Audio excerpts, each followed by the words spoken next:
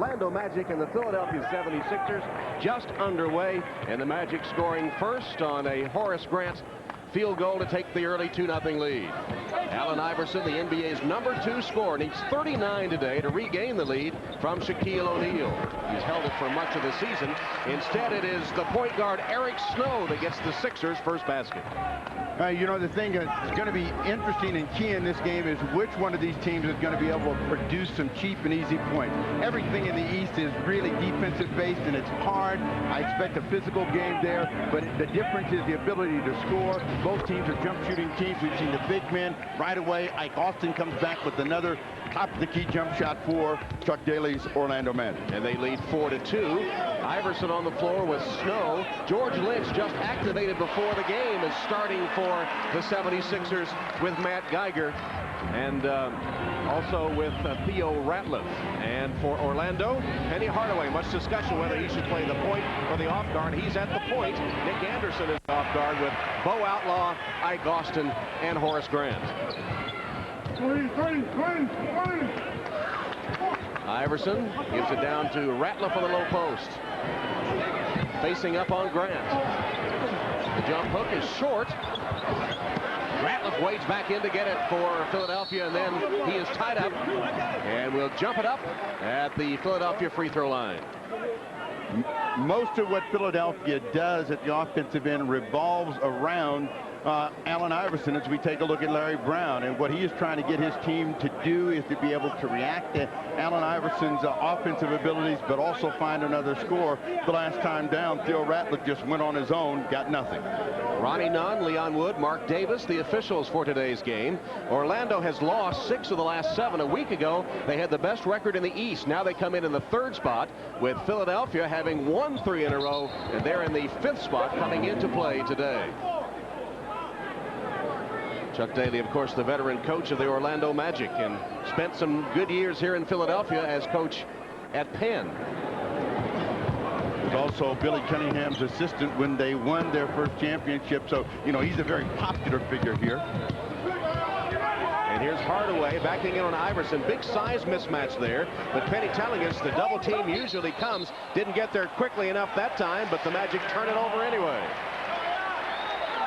You know, for Penny Hardaway, I think he has to be an aggressive scorer when he's playing the point guard position. And a lot of times he takes himself out of the ball game by thinking about his teammates first. Again, he's got to be more like Allen Iverson in that the defense has got to react to him at the offensive end. Then he can make plays for other people. Geiger has had some big games in the 2 meetings between these two this season, and he hits that one. Philadelphia won the first meeting by 20 here at the First Union Center. Then in game 2, remember, it was that steal by Darrell Armstrong with 3 seconds left that gave the Magic a 1-point lead after the Sixers had led virtually the entire game. Double team of Austin. Rotate the ball to Grant. Bad looking shot. Geiger rebounds. You know, that first meeting that they had actually gave the Philadelphia 76ers some confidence that they could be a team that eventually could compete in the Eastern Conference. A 20-point win, you know, that's a team that nobody thought was going to be anywhere this good at the start of the season. George Lynch. Lynch hitting from the top of the key, just activated today with a knee injury coming off it today. Had been out for 6 games, but activated just before game time today. Ike Austin, quickly double team. Calling for it again. Can't hit the shot, rebounded by Ratliff. Philadelphia in a hurry. Here's Iverson. Chuck Daly telling us they didn't have anybody that could check him defensively. He misses the 3, and it's rebounded by Austin.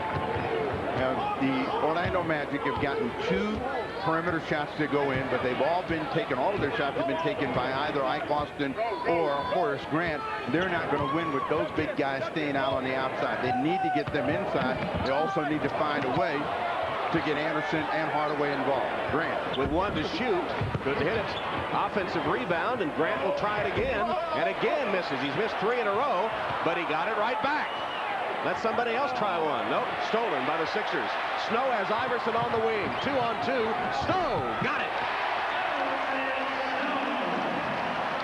Chuck Daly doesn't want to, but he's calling them over, and he's saying, guys, are we in this ball game or we still have some sort of problem? He wants a 20-second timeout.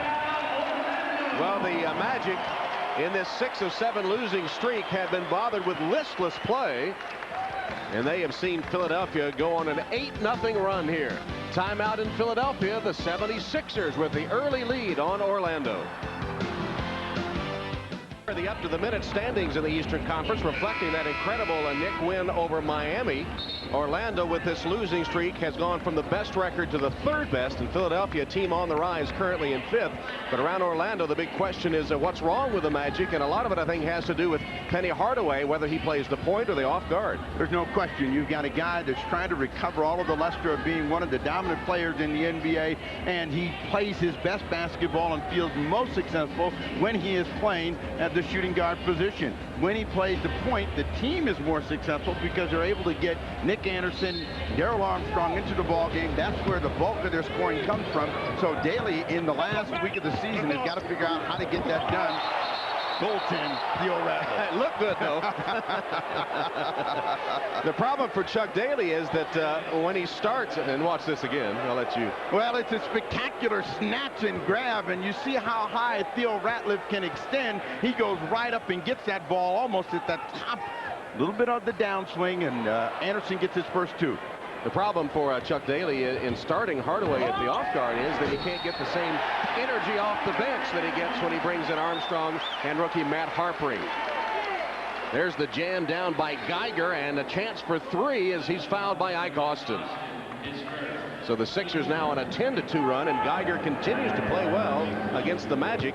He's had troubles playing at home this season. Some of his worst games have been at home, but he lights up when he sees the Magic come to town, and he told us he had something to prove, and the team had something to prove after that tough 1-point loss on the steal by Armstrong the last time they met. They have basically dominated this team for 8 quarters, but ended up splitting the series, and so they feel that they need to win this ball game inside to Austin, slapped away by Ratliff. Rejected by Ratliff. Snow takes it the other way. Lynch for 3.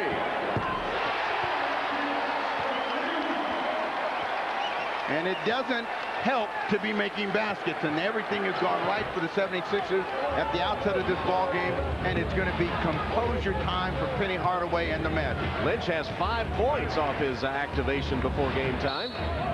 Foul on Iverson, holding Hardaway. When you move the ball inside, you got to know that Theo Ratliff is the guy that's going to come off the ball, and when you don't expect that, good things happen for the 76ers. Nobody recovers to get on George Lynch. He knocked down a wide-open 3-point shot. Ratliff, who went to college at Wyoming, is the all-time second-leading shot blocker in NCAA Division I history, 425, behind only Alonzo Mourning. Ike Austin misses. And Ratliff wades in for the rebound. Lynch threw it right to Snapper. Iverson had already taken 5 steps down court when the pass got here. When it's Iverson, you got to lead him. He's quick. Well, it's a little bit too early for me to get in the game. Otherwise, I would have headed the other way myself. But, you know, the team that's the most aggressive and certainly the most assertive right now are the Philadelphia 76ers. Hardaway and the Magic seem a little tentative, traveled by Ike Austin. As I remember your playing career, usually when you touch the ball for that long, a microsecond, it was on its way toward the hoop. Well, that's where it should go. You don't win this game. I keep trying to tell you, if you don't make baskets. Orlando shooting just 3 of 10 to open the game, and Philadelphia, the other end of the spectrum, scorching at 7 out of 10, and the turnovers, 1 more by the Magic. They trail by 10. This is an important game for Iverson and the 76ers. You know, they want to show the nation just how good they are, and they've come out with a lot of intensity. Iverson missed his first, got it back, scores inside. Boy, and everybody contributing for Philadelphia. Lynch with 5, Geiger 5, Iverson and Snow 4 apiece, and Ratliff rebounding and blocking shots. All cylinders hitting for the Sixers. When you see Chuck Daly with his head down and hands on his brows, you know his team's in trouble as they knock down Allen Iverson. This was going to be against Ike Austin. Second on Austin. And he'll go to the bench with the rookie, Mike Doliak, coming in to replace him. 6'11" from Utah. Doliak and Harpering were quite comical when they were talking about this, their rookie season. 2 young men that have made big contributions for the Magic. Iverson, long-range shot, back rim to Armstrong, who's in the game for Orlando. Darrell Armstrong, the man who usually gives them a boost. They call him Flash. They call him the Roadrunner. So he's in the game. We'll see Penny now move to the off guard. He's being checked by Snow. Got a screen.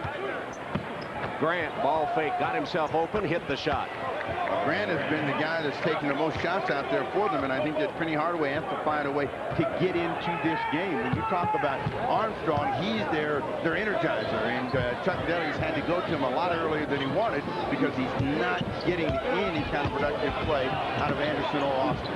Hardaway's taken only one shot so far and missed it as Allen Iverson now has a half dozen points.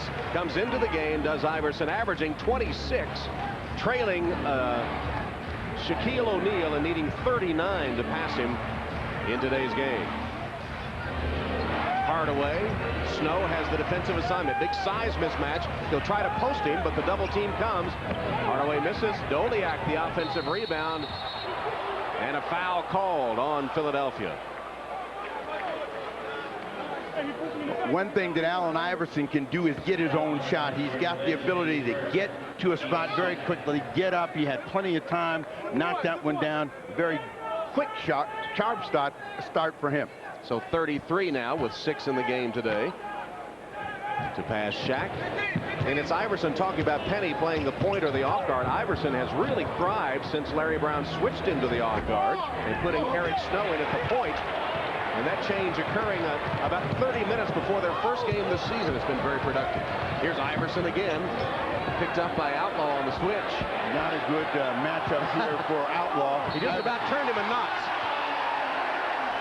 Outlaw looked like a pretzel by the time Iverson had finished with him.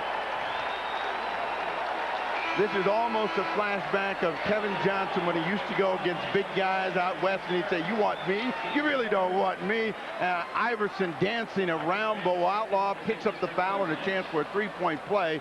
And the 76ers really with a dominating start here. Chuck Daly back to the bench. Bo Outlaw's coming out of the ball game. Matt Harpering coming in. Allen Iverson, as Outlaw goes out, has scored the Sixers' last half dozen points. He has 8 in the game. Matt Harpering, another of the Energizers, who's been such a valuable addition as a rookie from Georgia Tech. 22 starts for him this season. And Chuck Daly searching for a combination that will give them some energy, some fire, and some defense. You know, what they need right now is some offensive confidence. Right now, they don't feel that they can score the ball. Too many jump shots are coming. Steal Allen Iverson. In fact, that was a gift as Armstrong dribbled it off his foot right to Iverson. Snow all the way, rejected, and Armstrong has it for Orlando. Here's Hardaway against Grant, and Harvey Grant commits the foul. We have the twin matchup today. Harvey Grant of Philadelphia, Horace Grant of Orlando. The two born 9 minutes apart in Sparta, Georgia. Population 1,200 or 1,202 on the day they were born. There they are. And Harvey was telling me that even though they're twins, Horace always claimed he was the big brother since he was 9 minutes older, and that when they played as they did constantly growing up, that Horace would never leave or never quit the game as long as he was behind. They played until he won. Hardaway back rim, Harpering, offensive rebound, but a loose ball foul against Matt Harpering of Orlando. Harpering looking around and saying, whose back did I come over? I mean, I thought I had that rebound clean, but nothing has gone right for Chuck Daly's Magic. There's another timeout, and what they need to do is just calm themselves down and know that they've got about 39 minutes to play. They can get back in the game. We've got a timeout. It's been all 76ers early. Welcome back to Philadelphia, where the Magic continue to struggle, and during this string when they've lost 6 of 7, they've been trying to find some way to regroup. And for more on that, let's go to our sideline reporter, Paul Sunderland. Paul? Tom, exactly. Trying to find a way to overcome this very, very negative stretch. And after their 4th loss in a row last Friday against Toronto in Orlando, team-only, players-only meeting was held. I spoke with Penny Hardaway about an hour before tip, and he said it was a very positive meeting. No finger-pointing, but there was a lot of confusion over roles on this team. Who should play the point? Who's going to get shots? Who's going to get minutes, with Nick Anderson and Bo Outlaw getting back into the rotation? He said they had to get back to some form of intensity. So far, we have not seen any good results of that meeting. Back to you guys. You're right, Paul. In fact, Chuck Daly said he was wary of those kind of meetings, that he thought they often opened scars that were slow to heal, and that but the team called it. He had nothing to do with it, and he was anxious to see how it would turn out. Hadn't turned out too well. Mike Geiger's 3 for 3, and Orlando's in deep trouble.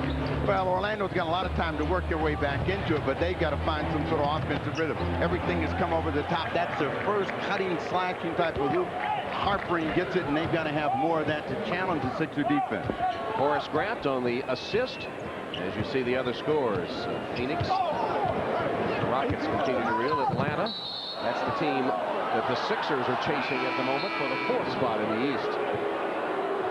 Allen Iverson looking for a call. He's been to the hardwood 3 times already. A couple of times the whistle has gone in his favor, but he gets nothing this time. And he's looking at the official saying, how did I get to the wood? Theo Ratliff out of the ball game. And replaced by Tyrone Hill. Hill has had a rough few weeks. In fact, he missed the last 2 games for the 76ers back in Cincinnati with his dad, Eddie, who is suffering from complications of diabetes, is not in good shape. He had a brain tumor earlier. The two became close after Tyrone Hill had a automobile accident, a serious one, when he played for Cleveland, as Doliak slams that one home. And Pat Croce, the owner of the 76ers, has put a private plane at Hill's disposal, and he's spent much of the last few weeks in Cincinnati with his dad and his 12 brothers and sisters. Now, you know, Pat Croce is trying to do everything first class, and that is a first class move right there. Last 2 buckets by the Orlando Magic have come on slash cutting type of plays, a drive and a foul. This is what Chuck Daly needs to get back into the ball game. You'll see the middle opens up for Doliak. 2 hands over the top.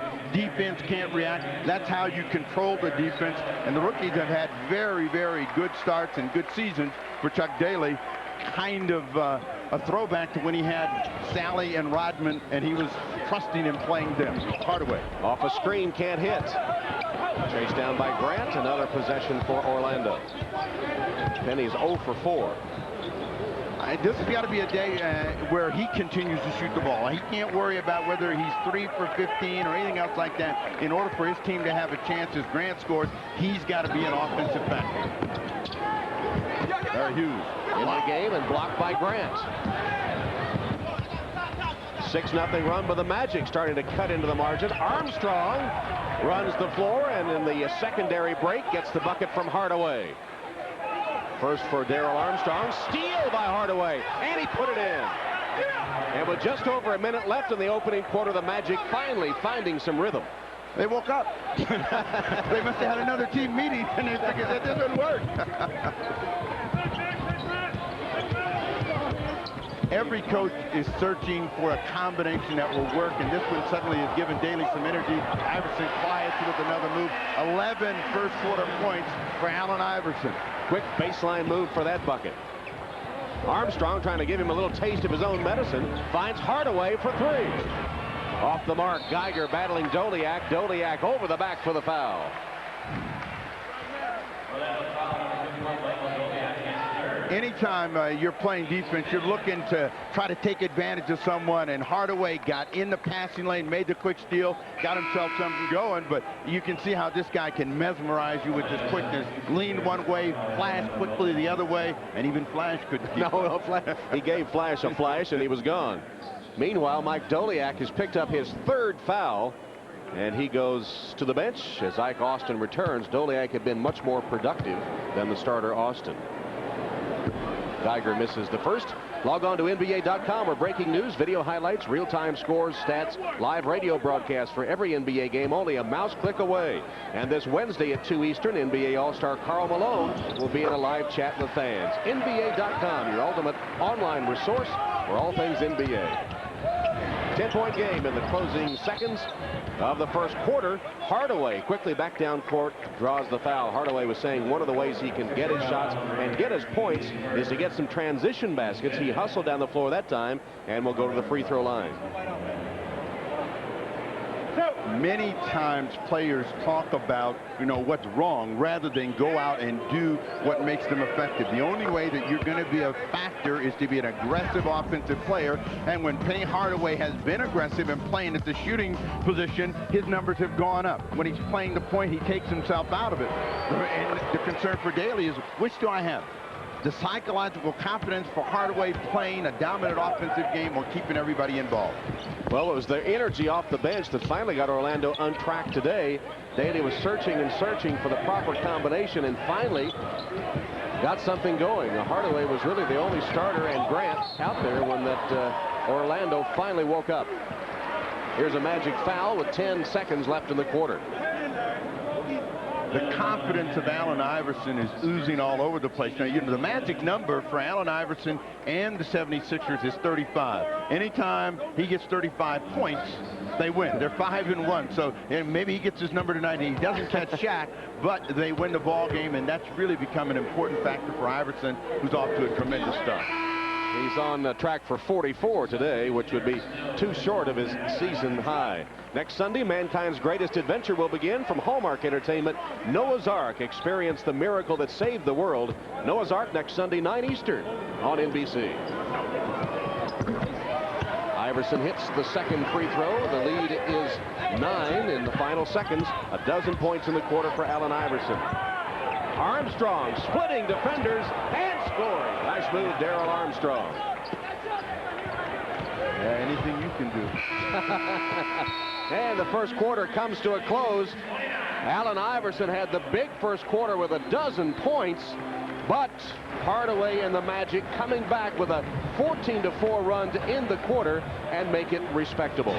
At the end of the first quarter in Philadelphia, it's the Philadelphia 76ers 29 and the Orlando Magic 22. You're watching the NBA on NBC.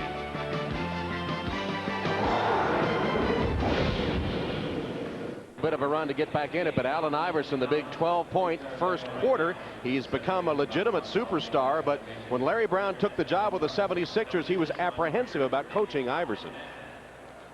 I wasn't looking forward to coaching him because I didn't like the way he acted. I didn't like the effect he had on the game. I didn't think he respected the game. But when I got here, I realized he had great talent and he needed somebody to coach him. And it hasn't been easy. Allen doesn't understand the difference between criticism and coaching. And that's something I'm constantly working on. Allen doesn't understand what it's like to be a pro every night. And that's something that he has to learn, but he's learning.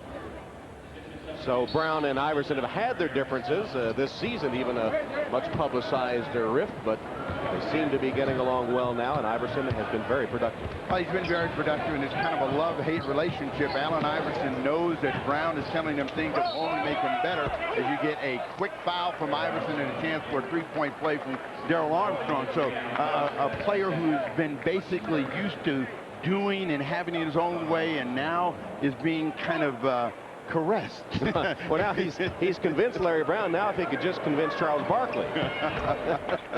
Armstrong gets the three-point play and once again Flash, the Roadrunner, off the bench to become Orlando's leading scorer. He has 7. You know, a funny thing, anytime we've seen Orlando this year, they always seem to play much better when they get behind early. Now responding to the challenge, strong in against Tyrone Hill. And you see what the bench has done. It's ignited Orlando today, as it has so many times this season. Now Hardaway's got a rookie and Larry Hughes against him. He's got to look to take advantage of that. He just can't give up himself. Harpering trying to go against Aaron McKee. And meanwhile, Horace Grant, who started off cold, has found the range. He has 8 points.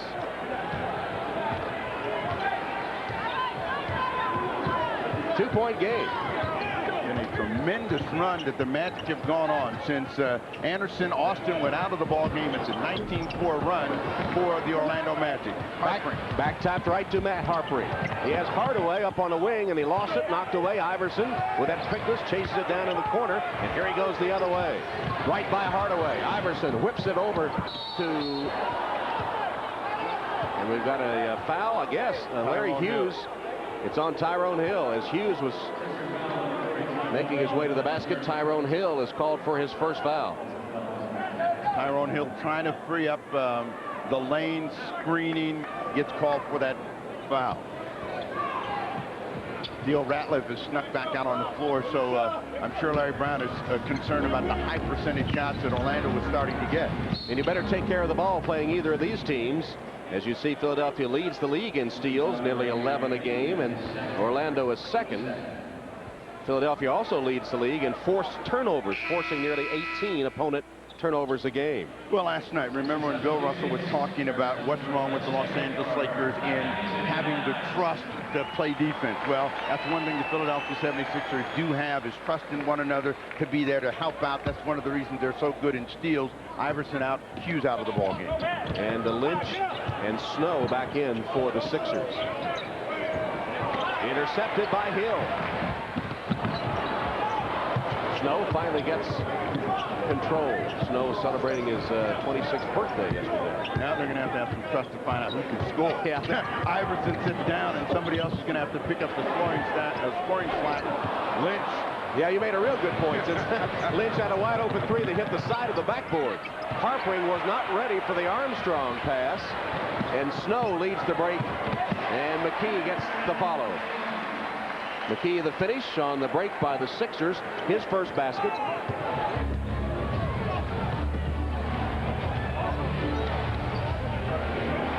The lead is 4. Austin muscling his way inside and traveled. Ratliff was all over him, and Orlando turns it over. But they have fought their way back. They're within 4 with 9:43 left in the half. Time in the city of brotherly love, which is full of so many parks and monuments and statues, and maybe this guy will have a statue made about his playing career sometime. Allen Iverson, in his 3rd season, look where he ranks in the NBA. 2nd leading scorer, 3rd in minutes, 5th in steals. And since he and Larry Brown sort of reconciled their differences, they've been sitting next to each other on the bench. Here's the scoring by month in that race with Shaquille O'Neal to be the NBA's top scorer. And there they are, side by side. He needs 27 to regain the lead from Shaq, who had 26 last night in the Lakers' loss. What Armstrong and the Magic want to do is make the shots come over the top of the defense. Tough, good effort by Theo Ratliff to get that one up and down, but that's where the Magic are going to have a chance to control the boards and also push it and get some quick transition opportunity. After pulling within 2, Orlando has turned the ball over 3 straight times. And the shot clock at 7. Now, Penny Hardaway against Tyrone Hill gets the foul, hoping now that the official's going to say you were shooting that one, and they put him on the line. Tyrone Hill commits number 2. And Hardaway will go to the line. First 6 possessions of the quarter. The turnovers have been the problem.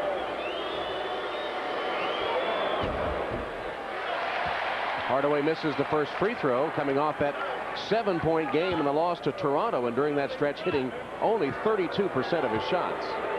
You know, as good as he physically is, you know, he's very fragile, and that reflects in the last week of play that he's had, that he's starting to feel a little bit of heat and has not responded very well. Missed both of those free throws. And is only 1 of 6 from the floor today.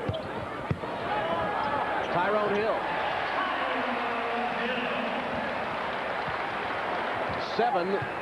76ers have scored, and they're up 35-27. Armstrong operating against Snow. Hesitation dribble, Harpring. Again, against the shot clock, Grant pulls the trigger. And Grant is the man that is getting the bulk of the shots for Orlando. Started out cold, since then has come alive and has 10 points. Grant comes in only averaging 8 a game.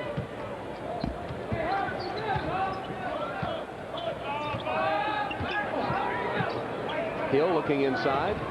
They were trying to get the ball to Theo Ratliff. Now they're going to be against the clock as well. 8 on the shot clock for Tyrone Hill. And Hill buries it from the baseline. Tyrone Hill's hit 2 in a row. Horace Grant of the Magic has started the game 1 of 4. Since then is 4 of 4. So he's gotten 8 shots already. Get a call against Theo Ratliff on the screen. Would not let Horace Grant go over there and establish a position. So he picks up a foul.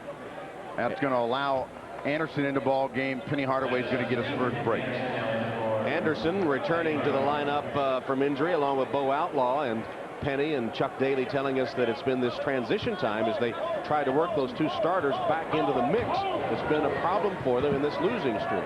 You know, and Anderson had gotten off to a terrific start. Then he got injured and you know, had to come off the bench. He does not like to be a guy coming off the bench.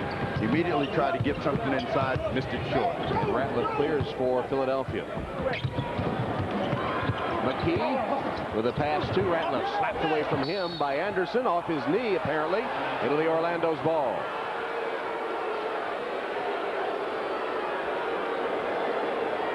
Chuck Daly saying you can't embrace happiness. His team a week ago had the best record in the East. And he said he knew April would be a tough month for them. And he said until they learned to sacrifice and to each fill their role, he wasn't sure how they were going to fare. Harpering lost it. Snow with the steal. 3-on-1 break. Snow gives it up, and McKee is fouled. And that has really been the turning point for the 76ers. Their attitude and intensity at the defensive end, and the fact that they can force opponents into mistakes and then get some offense off of it with this team out on the floor. If you can keep them in front of you, they're going to struggle to beat you individually. In a fast break situation, everybody's going to get involved. Harpering, who is no stranger to contact. In fact, his nickname amongst the other players in the league has become Madman. Commits the foul. Well, I don't think you'd expect, even for a quarterback, I don't think you'd think anything less for a football player. Iverson and Geiger returning for the Sixers.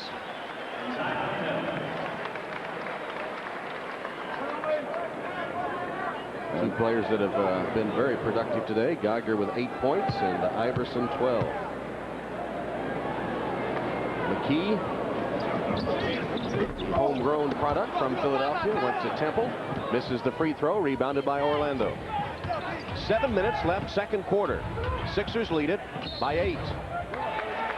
Strong trying to screen for Armstrong, picks up the foul, so it's another turnover, and these are the kinds of turnovers that are going to do the pessimistic Chuck Daly in. The prince of pessimism has plenty to be pessimistic about so far in Philadelphia. He's down 8. Back in Philadelphia, the 76ers trying to make it 4 in a row, now lead the Magic by 8. Special guest, president of the 76ers, Mr. 76, if you will, Pat Croce, but native Philadelphian. Homeboy. Yeah. Homeboy. What does it mean to Philadelphia to have the 76ers as competitive as they are again in the NBA? Paul, it's exciting because the pride and passion of Philly basketball fans is back. From bus drivers to police to you name it, crossing guards. Everyone's excited. They're talking Sixers, and it's been a long while since they've done that. I wonder where they got the enthusiasm. Now, a question for you. Calm down a little right now. Billy King's done a marvelous job. You bring in Larry Brown, Allen Iverson. Can this team, must it go somewhere in the playoffs to really pay this thing off towards the future? For me, yes, but I think that the team already has done more than the fans expected, and I think we're going to take it to the next level this year. All right, best of luck to you, Pat. Enjoy the rest of the game. I think you will. Back to you guys at the table. All right, Paul, and Pat's enthusiasm is infectious, coming over and talking to us before the game. And as we made our way around the streets of Philadelphia this weekend, it does seem like everyone is talking about the 76ers, and they're playing well here down the stretch, and a chance to make some noise perhaps in the playoffs. Yeah, the real secret of that talk is it's positive. It used to be, oh, 76ers. Outlaw, the low post, draws the double team. Grant, skip pass, Armstrong for 3. Long rebound, McKee with the outlet to Snow. Iverson calling for it. Snow gave it to Geiger and got the layup. Now, one thing that's happened for Eric Snow is he's become a more assured and assertive player. You know, when he was at Seattle, you never knew if he had any confidence to make those kinds of plays. Since he's come to Philadelphia playing with Allen Iverson, he's identified what kind of a player he is and had a big impact on what's happening. Outlaw catches an elbow. Ratliff with the elbow. And you take a look at Snow. You would not have known that he had these abilities when he was playing with Seattle as a 76er. He is taking control of the team, making things happen, either scoring the ball or passing it, and his numbers reflect that. Candidate for the NBA's Most Improved Player Award, and already has won the Atlantic Division Sportsmanship Award. Eric Snow, who found out about 30 minutes before the first game that he would be starting at point guard with Iverson moving to the off guard this season. He was in a little bit of a state of shock. Yes, he was. You mean me? He said he looked at George Lynch as the names went up on the board, and he said, "Are we starting?" And George said, "I guess so." Geiger has a dozen points as he continues his sparkling play against Orlando. He has not missed a shot. He's 5 for 5. Well, yesterday Geiger told us, we got a little bit of payback to throw at the Orlando Magic for giving up that game down there. Strong trying to squeeze one off is going to get a foul inside.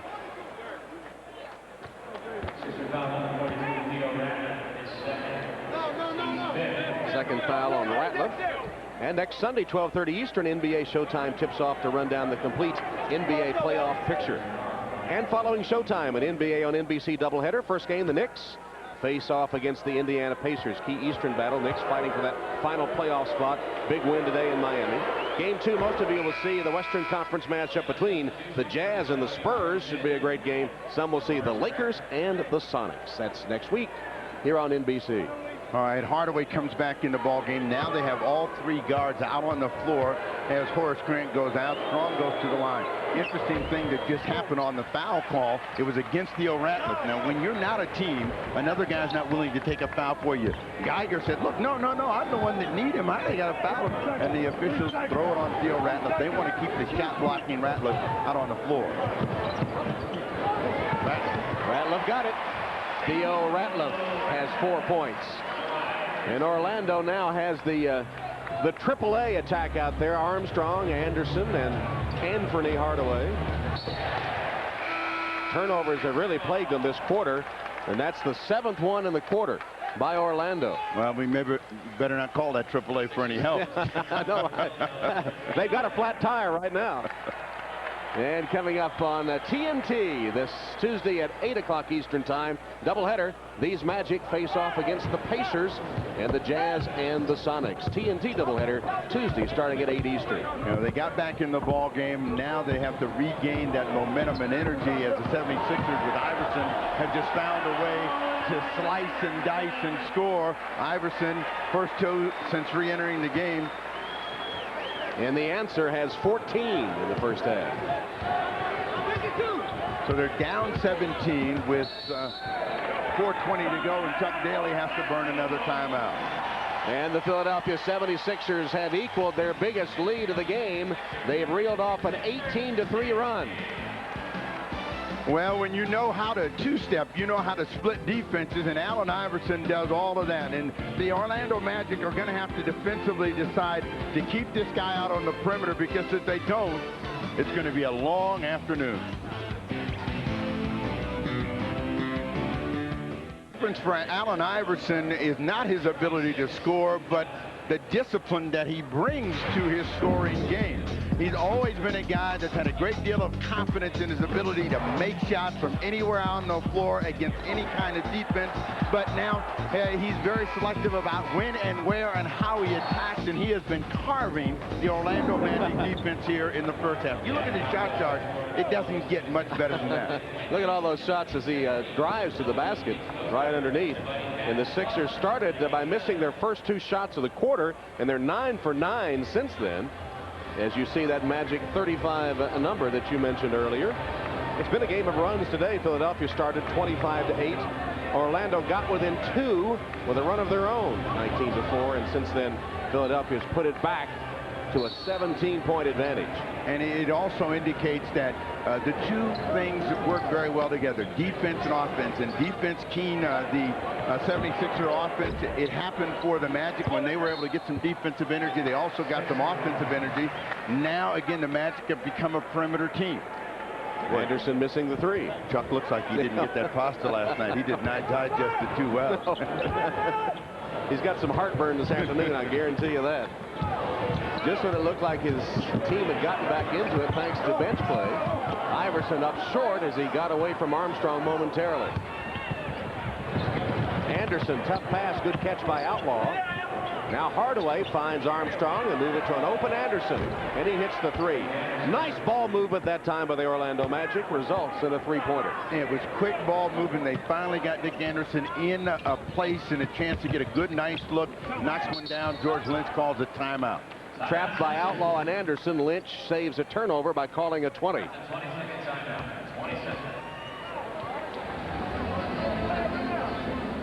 They're in transition, and anytime you get a defense in transition, it's going to be difficult for them to get to anybody. And the Magic don't hold the ball. It goes in, it comes back out. Nick Anderson, he's got a week to shoot. This time, he knocks it down. And Chuck Daly says, now, fellas, that's the way we've got to play. We've got to have that defensive energy at both at the rest of the time for the final 3:30 so we can produce some offense as well.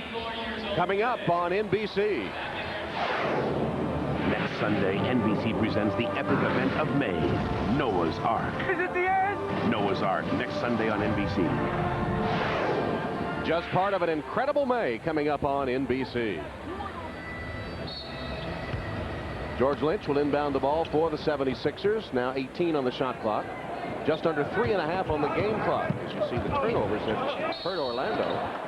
And Armstrong mugs Tyrone Hill. Looked like he had a layup by the time he gathered himself and got it up there. Anderson had him wrapped up. And, you know, when we talk about defensive pressure, it starts at the point of attack. And Penny Hardaway didn't have enough pressure on Eric Snow. He was able to take that ball from about 26 feet and thread it right down the middle to beat the defense of the Magic. Tyrone Hill on the line. Tyrone Hill, who came over from Milwaukee on the 11th of March, and we mentioned has missed the last 2 games and several in this string back home in Cincinnati with his dad, who is battling diabetes complications. Misses the second free throw. Saved inbounds by Derek Strong.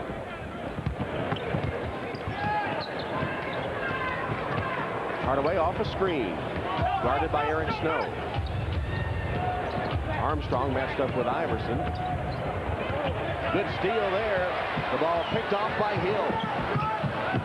Hill stepped right into the passing lane to intercept the entry pass.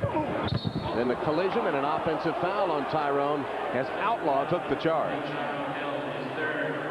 Good defensive plays at both ends of the floor. A save by Hill, and then a good reaction by Bo Outlaw to get the ball back for the Magic. Hill coming out of the ball game. Harvey Grant coming in. Ike Austin into the ball game. Derek Strong down. That's the 3rd foul on Tyrone Hill as he goes to the bench. Strong sitting for Orlando. That's the 4th Philadelphia turnover of the quarter, but Orlando is twice as many. What the Magic want to do is slice about 5-6 points off of this lead. Nice exchange between Hardaway and Ike Austin, and Austin right away back on the scoreboard. Hardaway the assist and a beautiful pass to Austin for the slam. Back within 13. Lynch, pick and roll with Geiger. I think the mindset of Philadelphia is that we can beat this team. We've done it for 8 quarters, even though we only have 1 win. And they feel that they are the better basketball team. I think for Orlando, they've got to find a way to emotionally get themselves in a dominant position. Geiger misses out. First miss of the day. He'd hit his first 5. Hardaway's pass deflected by Snow. Geiger with a lead pass for Iverson. Good! Matt Geiger making the play, and Iverson the finish. 16 for Allen Iverson. Final 2 minutes of the first half from Philadelphia. Outlaw threw it right to Iverson. Goodbye.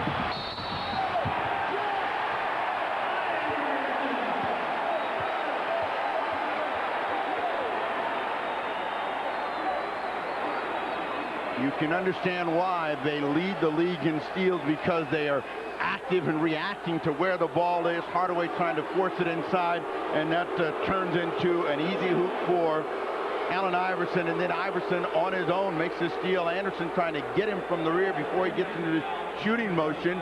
The crowd wanted and one, and the officials say no. Anderson was just barely able to get his shirt tail as he went by. He was off. And running could have been to the pin relays yesterday. But this is kind of reflective of the positions of the two teams. One surging in the Philadelphia 76ers with Allen Iverson. They've won 3, trying to make it 4 in a row. The Magic, they're floundering, and they've lost 4 in a row, and they're really not sure of how to attack at either end of the floor. 1 of 2 for Allen Iverson. Austin with a rebound and the outlet to Armstrong. 1:45 left, second quarter. Armstrong against Iverson. Split defenders, got to the rim and scored. Pretty move by Armstrong. He just went right between 2 defenders, quickly as you can say it, and has 9 points. Now Iverson against Armstrong. Got away from him, tried to leave it for Geiger, broken up. Here's Hardaway leading the Orlando break. Armstrong for 3. We know how Armstrong can strike a match, but this one's going to hurt him. Allen Iverson on a sprint the other way, and they're going to get a flagrant foul against Ike Austin. Iverson went down hard, but bounces right back up as Eric Snow saying, man, you don't need to do that. Iverson said it's okay. Austin commits his 3rd. A quick shot from the outside leads to a long and quick striking fast break. Iverson might have got away with an extra step. He paid for it as Ike Austin really leveled him. He'll go to the free throw line. They will get possession of the ball back. And meanwhile, the 2 twin brothers, Harvey and Horace, are discussing events, giving each other little bumps.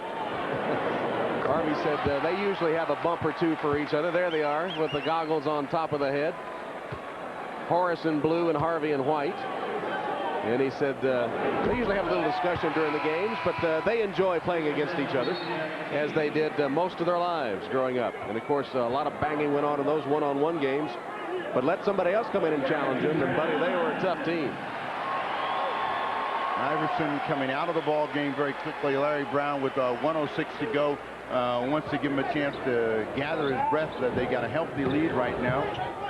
And we should say that Austin and Allen Iverson did exchange pats, say everything's okay, no hard feelings. And here is a 3-second violation against Philadelphia. Clock shows 58.6 seconds. Larry Brown and the 76ers with a 53-37 lead. But if you look at the body language of the guys in blue, it's not good right now. You know, and they look for Hardaway to try to find some way to get him back. He misses the deep 3. Hardaway continues to struggle with his shot, as he has over the past week or so, reflected in Orlando's record. Geiger plodding his way, bounced off Hardaway, missed the shot. Armstrong to Grant.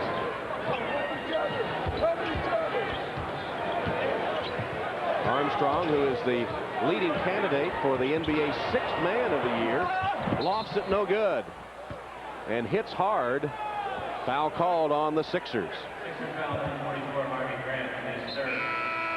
You know, it pays to have quickness, and when you have it, you have to know how to utilize it. They finally gave Darrell Armstrong a little bit of a seam down on the baseline to work. He came attacking, picked up the personal foul. Allen Iverson back in the ball game for what the 76ers want to be their final possession of the first half, 15-8 after the free throw.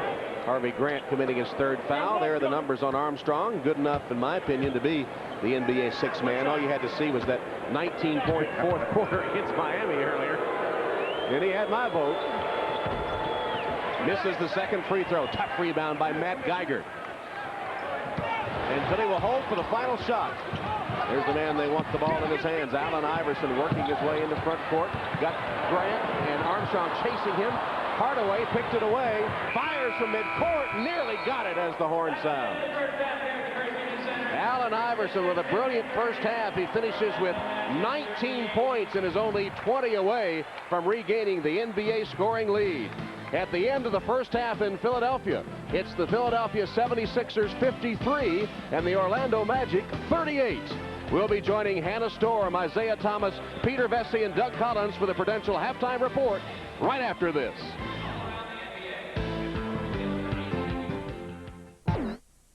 48% shooting, and the heroics of Allen Iverson. Iverson, Steve, in the first half, nearly unstoppable, and Philadelphia looks like the much more active team, a team that is going good right now, and Orlando continues to struggle. There's no question. One is playing with a great deal of confidence and surging, and it's reflected in their attitude out on the floor. We take a look at the first half trends, and you'll see that for the first half of the ball game, it was a giveaway by the Orlando Magic. You cannot beat a team if you're going to turn the ball over as much as they did. And then on the other side, it was the dominance of Allen Iverson, not only in scoring, but in every area of the game. He has had a terrific first half of play for Larry Brown and the 76ers. And before we start the third quarter, let's check in with Paul Sunderland. Tom, well, as you might imagine, Chuck Daly not at all happy with the way the first half transpired. Got within 3, but now the lead's back up. So if we turn the ball over like we did in the first half, we can forget it this afternoon. The way they track it internally with Orlando, 15 turnovers led to 25 points. He liked the plan that they had to stop Allen Iverson, but they have to execute it much tougher. They're going to try to trap him coming off the screen and roll, and a change in the starting lineup for the second half. Darrell Armstrong will start for Orlando in place of Bo Outlaw. Back to you guys. And one of the reasons Bo Outlaw played 14 minutes, had 0 points, 0 rebounds. And Darrell Armstrong opens the second half in his place. I don't know about that plan on Allen Iverson. They might have put that in the shredder. They're going to have to go to someone that traps animals. I think they're going to trap him. Ike Austin starts the second half the way he started the game with the perimeter shot. Well, it's been a game of runs. It started with Philly 25-8, then Orlando had a 19-4, and then Philly ended the half with that 24-11 to take command. If Orlando can take heart in anything, it's that in Orlando they struggled, and they finally found a way to get back in the ball game. It took a heroic effort by Armstrong to win it, but they did win the game, and they've been dominated in the first 24 minutes of play, and they can start now working their way back into the ball game. Original starting 5 for the 76ers: Ratliff, Geiger, Iverson, Snow, and Lynch. Iverson, first 2 of the second half, he has 21 in the game. Orlando has Anderson, Hardaway, Armstrong, along with Austin and Grant. Anderson for 3. And Orlando opens up by hitting its first 2 shots. That one a 3-pointer by Nick Anderson, who has 8. 12-point ball game is certainly enough time, but it's got to start at this end of the floor with Hardaway at the point of attack. He cannot allow Snow to just go wherever he wants with the ball. They want to force time off the clock. Iverson for 3. I don't know that I want to leave Iverson out there all alone. Armstrong left to double team, and Iverson had a clear look at a 3 and buried it. He has 24. And, you know, Iverson has been very efficient at the offensive end. He hasn't taken a lot of shots to get the number that he's gotten so far, so you got to stay with him. He's had some horrendous shooting games this season, but today he has been on target. Austin in Orlando opens 3 for 3. Iverson shooting today 9 of 14 as Geiger can't handle the pass. So it's been a tremendous afternoon showing by Allen Iverson. Allen Iverson is very confident and shooting under control. There's nothing rushed about what he's done this afternoon, and he has been left wide open. Now, someone needs to tell him who Allen Iverson is, because I don't think any of the Magic know. He has 24 points on 14 attempts. Very efficient day by Allen Iverson. 7 on the shot clock. Ike Austin trying to get his 3rd straight hoop. Can't control the ball. Gets it up anyway. Nearly made it, but off the mark.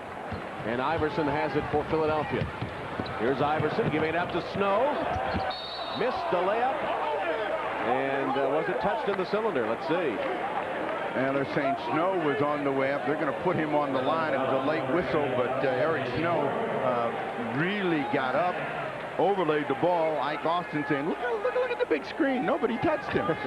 It's the 4th foul on Austin. Yeah. He's studying it, but he's the only one is the problem. He says to Ronnie Nunn, did you see that? Ronnie wasn't watching. Snow hits the first.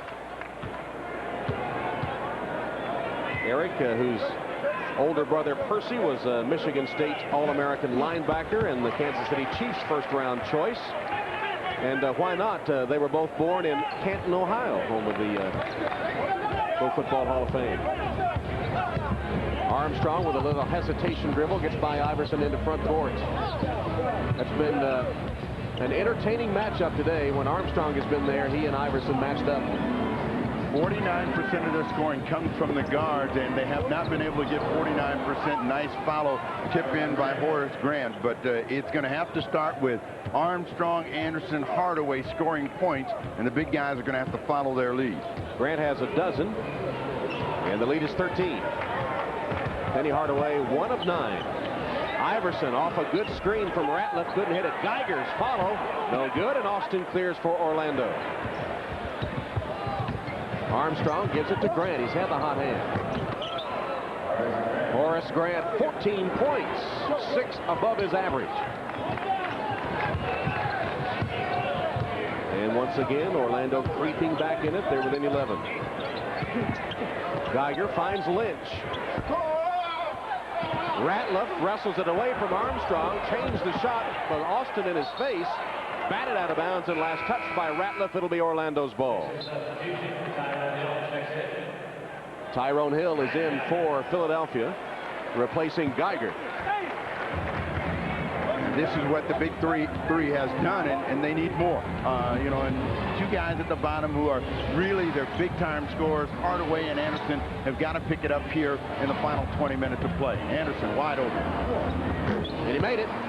So Orlando finally hitting the basket here to open the second half. Anderson has 10. Horace Grant, who started the game only 1 of 4, has hit 6 in a row since then. And Orlando with a little bit of fire. 6 of 8 they have hit in this quarter. Here's the latest. It's Nick Anderson who pulls them within 9. You're watching the NBA on NBC. Background there, the statue of William Penn atop City Hall here in Philadelphia. But these days, no one typifies Philadelphia more than that William. Bill Cosby on the left, and who is sitting next to him? Donovan McNabb, the Philadelphia Eagles first-round draft choice, the quarterback from Syracuse, the All-American, who was the 3rd player taken in the draft, held last week. And the Eagles looking forward to getting Donovan McNabb, what, 2nd player taken in this place, with Achilles Smith, 3rd to the Bengals. Tim Couch of Kentucky, the number 1 pick by Cleveland. Snow misses, rebounded by Hill, wanted the foul, got no call. It'll be Sixers ball. Orlando has reeled off 6 points in a row to close within 9. In terms of attitude and energy, this is an important defensive stand for the Orlando Magic. They've got to be able to stop them from scoring, and they're giving them too many possessions. Snow, Hill back at the rim. They're going to get a foul. This time he got the call and paid for it, as both Hardaway and Grant came at him. Hardaway assessed the personal for Penny at number 3, I believe.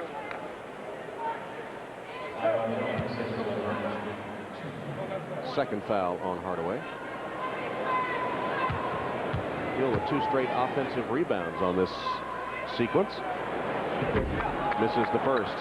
Tonight, following Dateline, Denzel Washington, Jennifer Beals star in the movie hit Devil in a Blue Dress. That's tonight starting at 8/7 Central here on NBC. Now, if you cry for fouls, then you better make your free throws. And this is always a problem for big guys. He comes away with 1 or 2. Tyrone, a 54% free throw shooter on the season, so right on the money, 1 of 2. Armstrong to Hardaway off the curl. We check the other scores. Nice pass, nice pass. And Grant with a finish. Orlando looks much sharper on the offensive end this second half. Grant has 16 points. Maybe the Magic thought the game started, you know, an hour later. It's that time zone thing. Snow. Nice little scoot to the basket, but couldn't finish it. Hill. Goaltending on Austin. And you take a look at this drive, and it's off the glass, and, you know, it's one of those things where if you're late in reacting, bad things happen for you, and that's what happened with Ike Austin. I'm not sure it was going to go in, but I like Ike. Credit the 2 points. And Tyrone Hill has 3 offensive rebounds the last 90 seconds. Iverson all the way, missed it. Here's Hill again with another offensive rebound and another foul. That's 4 offensive rebounds for Tyrone Hill. in the last 2 minutes. Well, you know, for Chuck Daly, it's, you know, one piece of poison after another, and now it's offensive rebounding. In the first half, it was turnovers, and his team is not getting a body on anyone. They're reacting after the play, and then they're hoping and praying, it is Sunday, that the officials are going to give them a call. Second foul on Grant. And speaking of praying, Tyrone Hill is at the free throw line again, which is always an adventure. That one never rose above the level of the rim, and a rueful smile from Tyrone. Former Xavier Musketeer and well-traveled NBA veteran who has been in Golden State, Cleveland, Milwaukee, and now Philadelphia. 6:50 left, third quarter, 64-53 Philadelphia.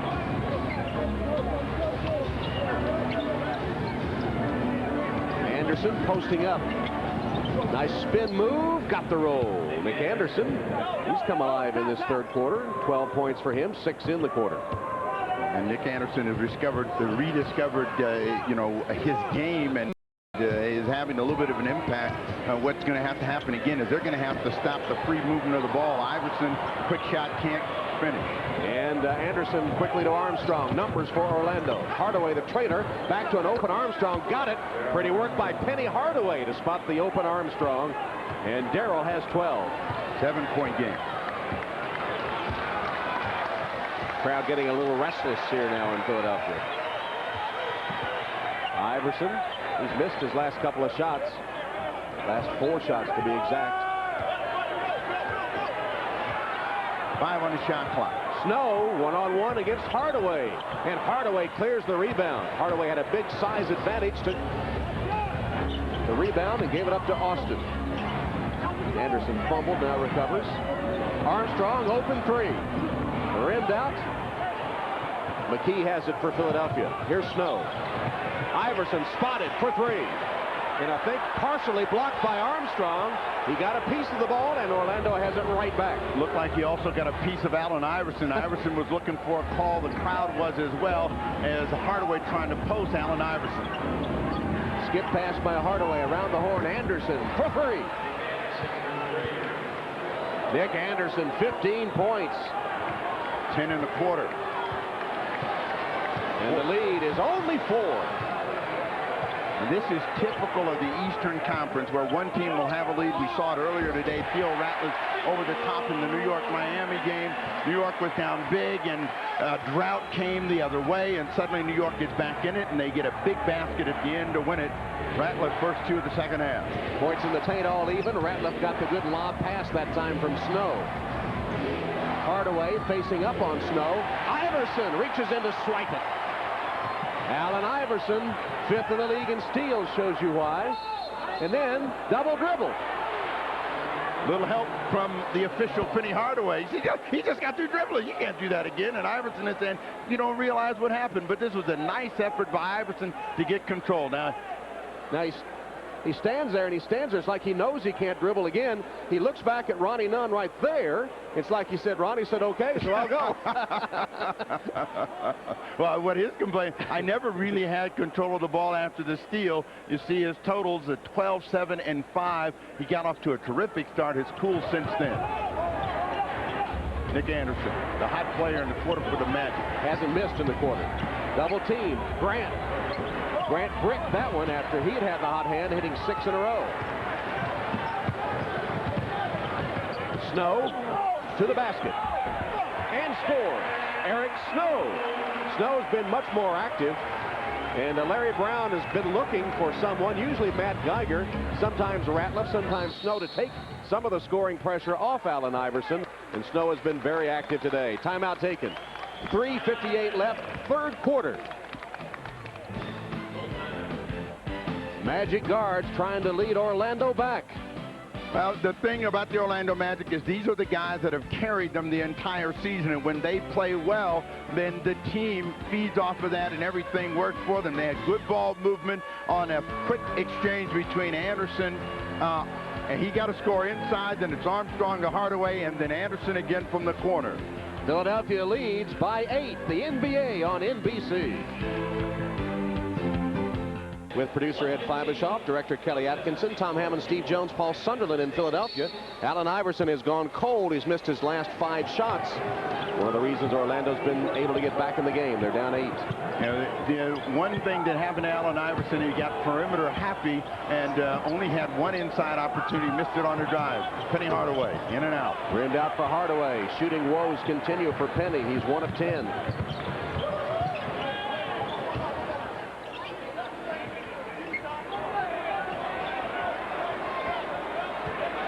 Iverson working on Armstrong. Gave it up to Snow. Snow once again works his way to the basket. How's he getting there so easily? He's gone right to the rim, almost unimpeded. One thing, they're disrespecting his ability to score the ball, and they're giving him the ball, and no one is really challenging him. And by the time they do, he's at the rim. Lead is 10. And a dozen points in the game for Snow. That's 4 above his average. And again, you look at the types of shots. When one team is shooting high percentage layups, the other shooting jump shots, you're going to get a breakdown. Tyrone Hill, I can't get a break. Foul. Tyrone is pleading his case again. But look, there's no one near Eric Snow when he receives the ball. By the time he gets it and gets deep into the paint, Ike Austin, who has got 4 fouls, does not want to get a 5th. So reactions from Rick Mahorn, who's kind of the guy that sits around and makes sure Allen Iverson stays on track. I knew I heard something. It was his joints creaking and popping as he stood up. Rick Mahorn, who will be 41 years old September 21st. Armstrong rebounded by Hughes, who's in the game for the 76ers, the rookie from St. Louis. Hughes did not even get a cup of coffee in that first half. He was in and out, but he is a very talented player. Brown likes him a lot. Very gifted at the offensive end. Wastes no time in trying to score. But there's Tyrone Hill keeping it alive. And then the scramble finally won by Orlando. Armstrong takes it all the way and is fouled by Snow.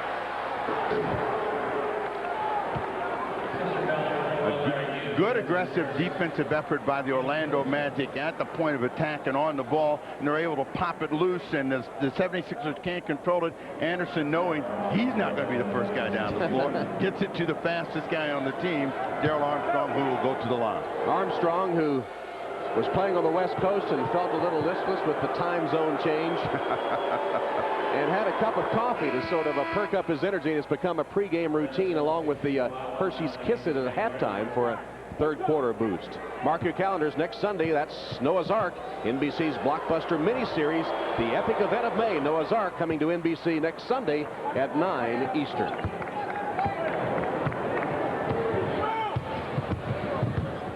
Bo Outlaw, who is very good defensively and can deal with a guy like Aaron McKee, now to relieve Penny Hardaway in the backcourt. Hill with a screen for Iverson. Got away from Armstrong, but then he recovered. 4 on the shot clock. 2. Hill got it away. Couldn't score. Geiger back tapped. Iverson. He comes up short again. He's missed his last 6, but there's Geiger for the offensive board. McKee to Snow, and he's mugged. It looked like Nick Anderson, but the offensive rebounding, keeping Philadelphia in it by Hill and Geiger. You know, and as he said, you know, Chuck Daly has been around this profession a long, long time. And once I talked to you guys about turnovers, I didn't mean for you to go to sleep on the boards. And they have not been able to keep the 76ers from getting multiple opportunities here in the third quarter. Larry Hughes gets fouled, first trip to the line. Hughes, who came out after his freshman season with the St. Louis Billikens. All Conference USA Freshman of the Year. You know, Chuck Daly walked down, not to say hello to Ike Austin, went down to say rebound. I guess. Somebody put a body on Geiger and Hill. 8 offensive rebounds this quarter for Philadelphia. And as you see, only 1 solitary offensive board for the Magic. And, you know, the 76ers shot the ball extremely well at the break, have not shot it nearly as well as Grant continues. A very good offensive afternoon. 8 in the quarter for him. 18 in the game. He started to take the outside shot and then saw a clear path to the basket to lay it in for his season's high. Iverson triple team. They got it away. Grant with a lead pass. Outlaw chases it down to Armstrong. Put it in. Pretty defense. Quickly to offense. They convert the fast break. 16 for Darrell Armstrong. And that's the one time they were really actually able to trap Allen Iverson, and the reason Bo Outlaw in the ball game. Doliak is also in, taking up the defense on Geiger and hoping to keep him off the offensive glass. This is not Geiger's game, trying to dance with the ball one-on-one. 7 on the shot clock, and they turn it over again. So turnovers have plagued the 76ers. Anderson with a theft that time, and now Armstrong into front court. They're doing this with Penny Hardaway on the bench at the moment. And Larry Brown has not had to get off the bench much today. Anderson with a quick miss, but he's up and he's telling the guys, Matt, you don't dribble. You're just catching your shoe. Philadelphia 6 turnovers in this quarter. Iverson dancing, can't get away from Armstrong. Here's Geiger driving on Doliak. Missed it, tapped no good. And finally, a loose ball foul called on Philadelphia, I believe. It is on Iverson. That's number 3 on Allen. First foul last 2 minutes. 19.2 seconds left in the third. Orlando's ball. They trail by 6. And Iverson will sit for the rest of the quarter. Lynch is in. Geiger comes out, so 19.2. What Armstrong and the Magic want is one more score, creep a little bit closer. They had gotten to within 4 before, but a terrific response for them after being down big, and a chance to get back into this ball game. Armstrong to Geiger to Doliak on the pick and roll, front rimmed it. And Lynch on a run out, can't quite. Oh, he got it! No good. They say no good. He did the catch and shoot, and it found the bottom, but it's waved off. No good as the third quarter comes to an end. Watch it again. And there's 1.5 as the ball goes ahead, and you can see the time ticking down, and Lynch is aware of it, but he never got it away in time. Well, Allen Iverson 0 for 6 the last 10 minutes, scoreless. Back to Philadelphia after these messages and a word from your local station.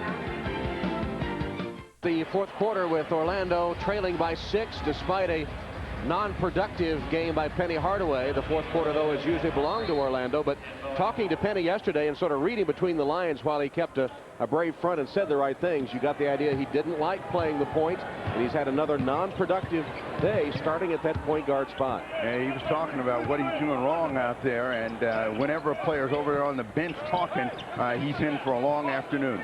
9 on the clock as the 76ers come back with Tyrone Hill. McKee, outside shot, finds the bottom. Aaron McKee in the scoring column now with 4 points.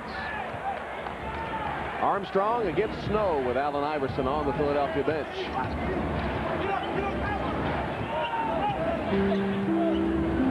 Advantage here for Armstrong, but is he going to have to be able to find some room to work? They go to Outlaw. They get a foul against Larry Hughes.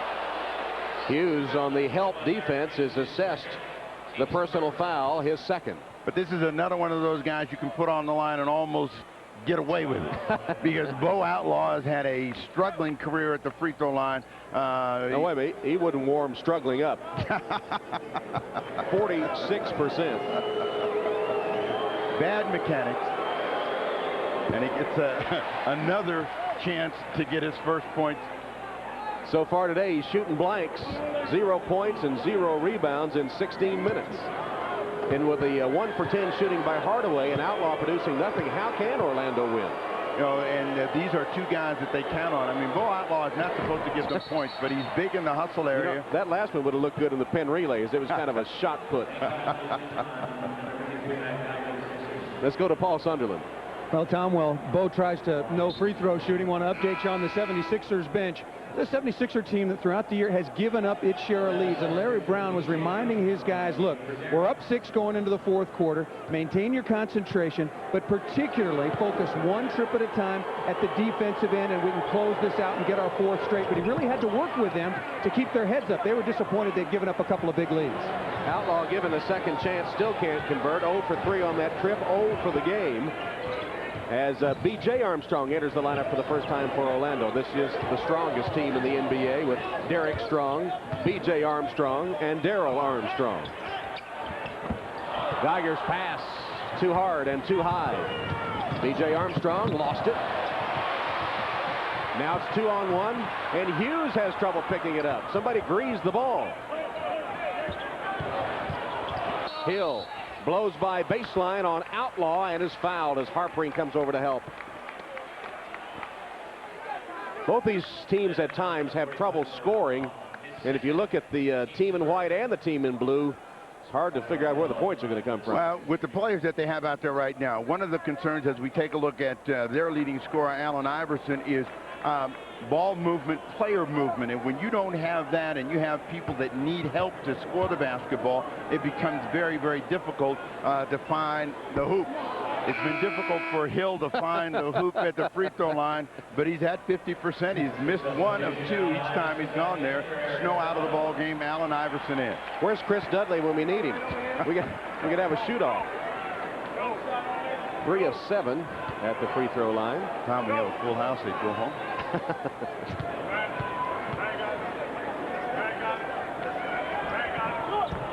That one barely drew iron as Harpring takes it for Orlando. I don't think any clinic films are being shot today on the free throws. Allen Iverson right on B.J. Armstrong, but turned him loose and gets a chance to get into the basket area. Larry Hughes' head goes back saying, I wasn't the one that hit him. Iverson gambled for the steal, couldn't get it, and it results in a Philadelphia foul. And don't forget, coming up next Sunday, more NBA action. Showtime tips it off, 12:30 Eastern.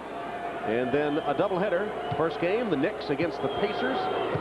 Knicks pulling one out in Miami today and fighting for that final playoff spot. And then game 2, it'll either be the Jazz and the Spurs or the Lakers and the Sonics as we come down to the final 10 days of the NBA regular season. His bad free throwing has become contagious. Armstrong is a very, very good free thrower. He misses his first attempt, but he's been sitting a long time. Gets a second. Orlando's hit 50% from the floor, 50% field goals, and also 50% free throws. Not good. But they're down 7 and they're in the game. Philadelphia, which had such great confidence in the first 24 minutes, has lost some of it. Allen Iverson trying to get back to the rim. He gave B.J. Armstrong a good look at that killer crossover. And B.J. did not like what he saw as Iverson had a clear path to the rim. Iverson breaks that scoring drought, his first points in 12 minutes. See, the quicker you move the ball, the quicker you move people, the easier it is to score. They hold the ball a long, long time, and it ends up almost in a turnover. But Allen Iverson finding a chance to get an advantage, dancing right down the baseline, and then squeezing one off against the 2 big defenders. This is a tough little guy to stop scoring.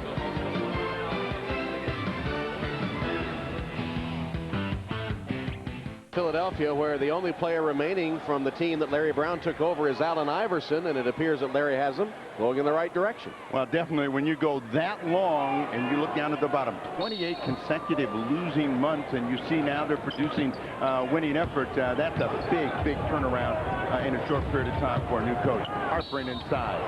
Harpring, who relishes the contact, takes it right into the teeth of the defense and draws the foul. Penny Hardaway back on the floor for Orlando as we return to action. That's the 4th foul on Larry Hughes. Again, we talk about the dilemma for Chuck Daly. He's not played well, but you got to keep his confidence up. He's always been a big finisher for his team, and Daly's got to find a way to have his confidence high as they close the season out and get ready for the playoffs. So you can't just isolate him. You know, his body language this afternoon has not been good. He seems to be distracted and really have lost focus. Nick Anderson, I was going good. You can't forget about me. Some strange faces over there on the Orlando Magic bench. Back to what Chuck Daly said, until we learn to sacrifice and to learn our roles, we're not going to go too far. And maybe that's the crisis that has hit Orlando in these last few games, and we know that Penny Hardaway is fragile, thin-skinned, some say, and keeping him happy and in the game is #1 priority. Harpring matched up with Iverson, and now here's Snow. Penetrate, kick it out, shot, no good. Back rim, Iverson. He'll put it up from 16 and score, and Allen Iverson has exceeded his average. He has 28, averaging 26 a game. Second chance points have been the killer for the Orlando Magic in trying to climb this hill. Horace Grant. Well, Grant has been hot and cold, much like the Magic as a team. Iverson right by Hardaway, and what?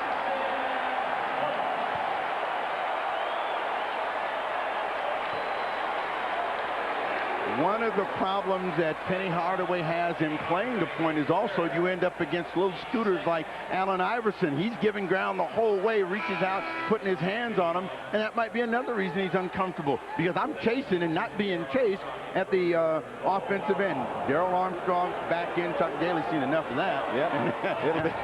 it'll be Armstrong that'll take up the defensive assignment again on Allen Iverson, who scored Philadelphia's last 6 points but can't get number 7. Sixers lead at 80-69. Just inside 9 minutes. Doliak low post against Geiger. Rookie against veteran. Jump hook way short. Geiger wrestles it away. Hardaway steal. Penny Hardaway picks it off, and then Geiger got it back. Snow leads the Sixer break. Eric Snow. And rebounded by Ratliff. And a foul called. Again, second chance points. Offensive rebounds by Philadelphia. And the crowd really responding to the effort. At first it was Snow at the other end. After Hardaway stole it back, pushed it quickly, almost made a terrific drive.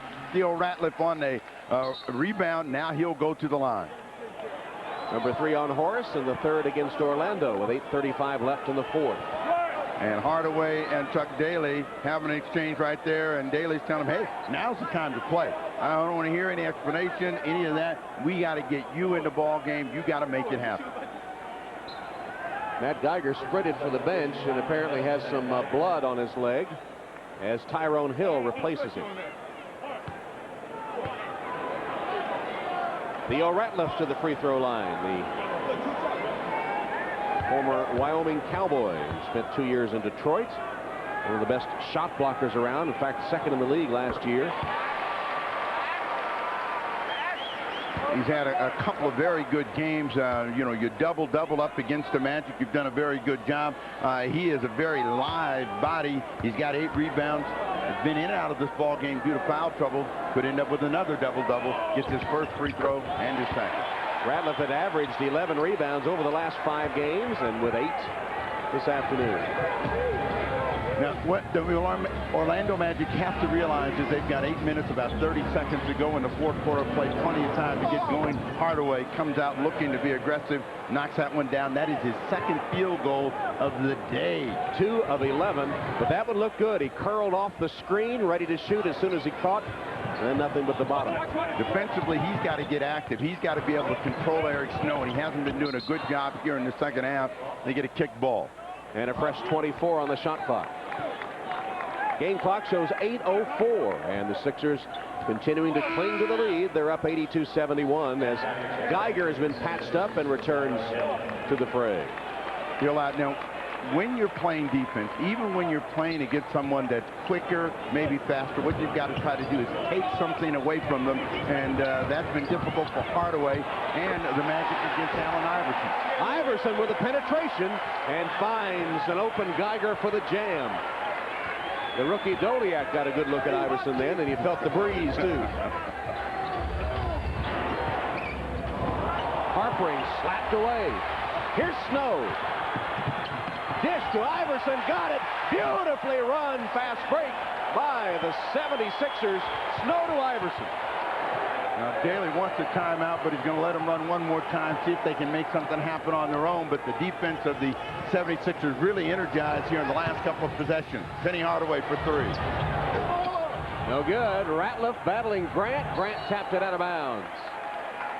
Philadelphia on a 10-2 run. Allen Iverson just able to go wherever he wants out on the floor here in the fourth quarter against the defense of the Magic. Finds Geiger right at the rim. An easy deuce. 86-71, just over 7 minutes left. Iverson against Armstrong. Reverse. Beautiful. Allen Iverson now with 34. Only 5 away from passing Shaq. Daly wants the timeout. They finally get it. It's been an uphill battle for Orlando the entire game, and just when they get in striking distance again, they turn Iverson loose. Well, Allen Iverson looking very comfortable and very confident, turning his back, putting on his own little show here in the closing moments of the fourth quarter, and he has them happy here in Philadelphia. Whenever Orlando gets close, Philadelphia has had the answer. Allen Iverson has been a one-man show for Larry Brown this afternoon.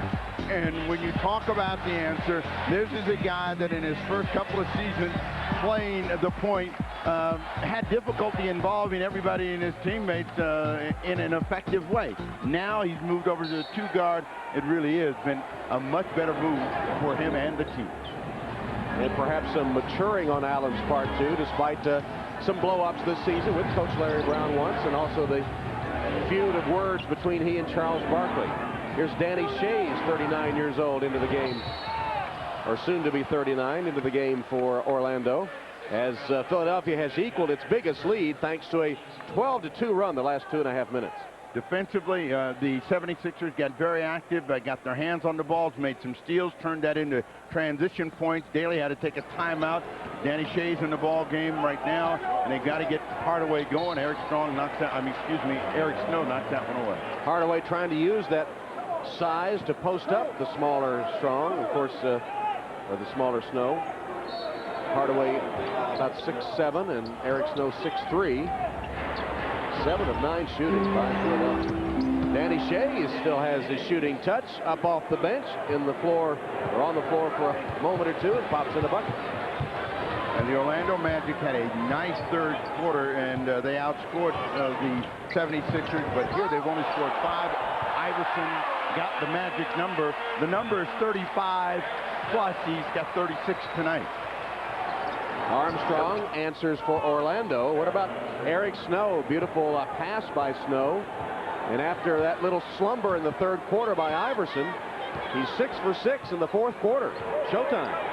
Yeah, he's very dangerous when you give him some room to work, and he has been penetrating. He went away in that third quarter and went to the jump shot. Now he's driving the basketball. Tough shot. Ball away, not there. Off Geiger, out of bounds to Orlando. A pretty unlikely lineup for the Magic at the moment, with Armstrong, Shays, Anderson, Strong, and Hardaway. Now that's wishful thinking by Chuck Daly. I'm just trying to find something that works. I've tried a lot of different combinations. We're going to get a hand check out in front. Looks like he's looking for Theo Ratliff's number. Well, Chuck's Philadelphia homecoming has not been all that pleasant, maybe with the exception of dinner last night, but thinking about how to juggle his lineup might have ruined that even. Well, you know, and what he's thinking about is not only today's ball game, but what's going to happen in the week ahead, and how do I get this team back on track? If you've gone from being very, very successful most of the season, winning ball games, not having an extended losing streak, to suddenly you're in one and your position has changed from the leader of the division, leader of the conference, to sliding down to where your position may not even be you open at home in the playoffs. In this abbreviated season, it's been amazing how one bad week and you can drop like a rock in the standings, as evidenced Orlando during this 6 of 7 losing streak. Snow finds McKee for the open shot. Iverson is taking the pressure off, and they've all got breathing room. It's easy to make shots right now with under 5 minutes to play in a 16-point lead. Well, the team of the moment is Philadelphia, and perhaps it's not, again, talking about the close pack in the East, it's not beyond the realm of possibility they could have home court. There's no question. Penny Hardaway open. That's the afternoon for him. Can't finish. Good hustle, a nice save inbounds by Ratliff. McKee to Iverson, right by Anderson. Fall away, tapped in by Geiger. Offensive rebounds, again paying Philadelphia dividends. Geiger has 16 points and 10 boards, a double-double for Matt Geiger today. And normally the Orlando Magic are very competitive out on the road. They have not been that way. We talked about the 83 points that they've been getting versus 94 at home, and they're right on track. They may just get the 83, but Iverson with the penetration and the fall away. Nobody on Geiger, and 2 more for Larry Brown, 76ers. And Geiger has averaged 19 a game against Orlando this season. He has 16, and he and Iverson combining for nearly 40 points a game, the 3rd highest scoring duo in the NBA. 52 points between them today. Theo Ratliff trying to back his way in. Just jumps over. Strong and 1. They had no answer for that. He just backed his way in, and then Strong got him on the arm as he sank the shot. So here are the standings. Miami losing today. Indiana now within a half game. And of course, Miami and Indiana, if the season ended today, would be the top 2 seeds, but Orlando's dropping, in danger of losing for the 17th time. Atlanta won today. Philadelphia gaining ground on everybody, it would seem, and of course, that scramble down at the bottom. Ratliff missed the free throw. He has 10 points and 9 rebounds today. 20-point game. That's the biggest lead of the afternoon. Armstrong with a quick shot. One of the few offensive rebounds for the Magic, who are now going to try to get back in this game via the bomb. Nick Anderson drops that one down. Anderson has 18 today. It's been a good scoring afternoon for Nick. Particularly in the 3rd quarter. He was one of the reasons they were able to get back in the game, but they have not been able to have the defensive energy to stop the 76ers. Quick move for Theo Ratliff. 2 more, 6 in the quarter for him. Nick Anderson is 5 for 5 in the 2nd quarter, but here's Hardaway. Hardaway bounced it off the shin of Shays. And Iverson, the other end, grabbed by Anderson. Allen Iverson has 36 points, only 3 away from regaining the NBA scoring lead, which he has held for several weeks in this season. He's been battling with Shaquille O'Neal back and forth. Well, it's almost a certainty that unless Larry Brown takes him out, he's probably going to get 39 this afternoon, particularly here in the 4th quarter. He has been torching the Magic defense with 12. Gets his first there. He's got 13. 46 he had against San Antonio, 41 against Shaq and the Lakers. He's hit 6 of 7 field goals here in the 4th quarter. And right here drops in 2 free throws. So that's 14 in the quarter. And 38 in the game. Making a statement on the first national televised game from Philadelphia in some 5 or 6 years. This is payback for the game that they gave away. Snow can't finish, but gets a foul. You know, they beat them by 20 early in the season, dominate the game down there and lose, and now they're dominating this game. Iverson showing his stuff on the NBA on NBC. Hardaway and the Orlando Magic struggling in another road game. Penny had 7 points Friday night. He has 6 points on 2 of 13 shooting and 6 turnovers in today's game. Hence the distressed look on his face. As a team, Orlando only 4 of 11 here in the 4th quarter, 36% shooting, while Philadelphia has hit 12 of 16, 75%. You know, when you're in the classroom and you don't know the answer, you always look up. And you always look to the heavens for something Hardaway is looking for. Or looking next door trying to get a, eyeball. McKee out of the ball game, used in. Eric Snow has had a double-double today. Shooting for his 14th point. He has 10 assists. Larry Brown knew what he was doing, didn't he, when he moved Iverson to the 2 guard and installed Eric Snow at the point. Obviously, he knew what he was doing when he got Eric Snow, who has made himself a very, very integral part of what this team's success has been. Dominique Wilkins in the ball game for the first time. You know, he has no problems getting it airborne.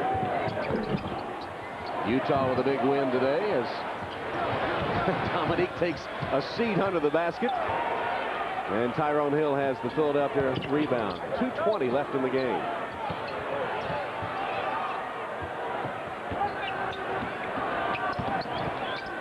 Tyrone Hill knocked out of bounds. Last touched by the Sixers.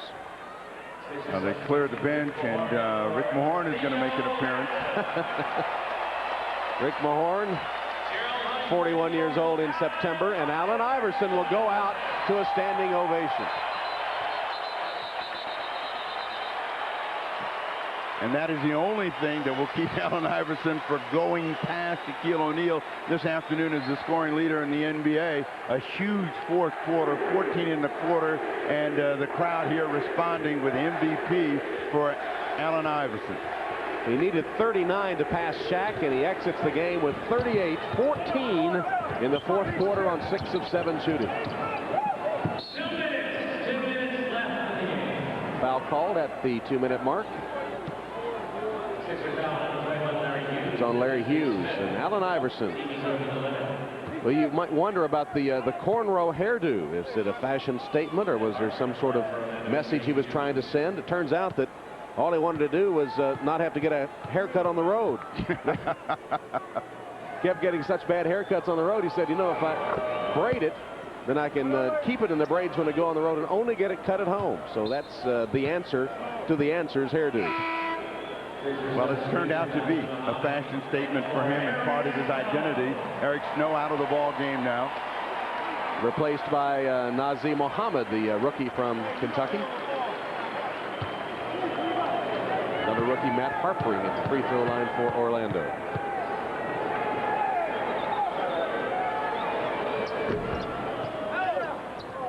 Penny Hardaway. Another discouraging effort. He has 13 the last 2 games. 13 points, 7 and 6.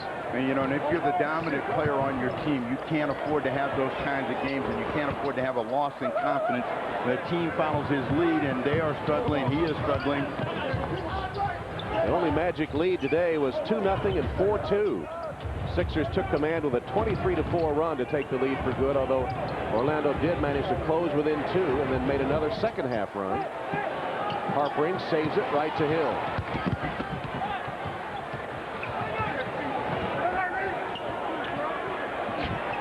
Here's the entry pass to Muhammad. Turns and finds an open Hughes, who is fouled. Good interior passing that time. Results in a couple of free throws. Now, Larry Hughes, that wasn't really a real confrontation, but I wanted to look like I was angry because I got fouled. Harpering is a guy that's not going to give you anything free, even at this stage of the ball game. And, you know, he's probably very upset. It's been a tough afternoon for his team, and they have sagged. The confidence is really backed out of this team. Hughes gets the first. Harpering just got the stitches out. He had 7 stitches over an eye, but he must feel like he's been beat up again today, the way the Sixers have manhandled the Orlando Magic. It was very evident that which team was on a roll and which team was struggling. The Sixers more active, more confident, hitting the basket, running the fast break, and the Magic seeming to lack self-confidence, especially when they see their star, Penny Hardaway, struggle. You know, they had a couple of runs, but they couldn't sustain it. Turnovers hurt them in the first half. Offensive rebound is story of the second half, along with the steals from the 76ers. Turn this ball game around. Dominique. That's a flashback for Dominique Wilkins, who has had so many highlights over the years.